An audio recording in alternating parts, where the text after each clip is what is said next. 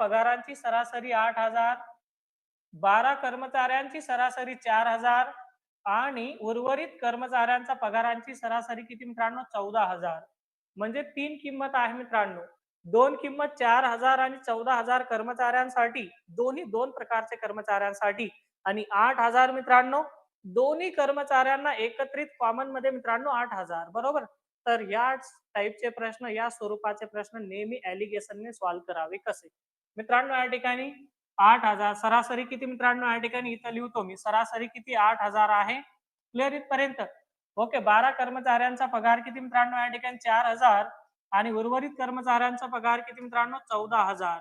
मित्रांनो इथं 3 शून्य कट, इथं 3 शून्य कट, इथं 3 शून्य कट. मित्रांनो 8 मधून 4 गेले किती 4 येणार. 14 मधून 8 गेले किती मित्रांनो 6 येणार. मग या ठिकाणी ज्या कर्मचाऱ्यांचा पगार या ठिकाणी सरासरी 4,000 आहे, त्या कर्मचाऱ्यांची संख्या किती मित्रांनो, तर तुम्ही म्हणणार 12 आहे. 6 साठी 12 म्हणजे 2 पट. तर इथं पण 2 पट किती मित्रांनो 8. म्हणजे ज्या कर्मचाऱ्यांना 14,000 रुपये पगार आहे त्यांची संख्या 8 आहे. ज्या कर्मचाऱ्यांना मित्रांनो 4,000 रुपये पगार आहे त्यांची संख्या 12 आहे.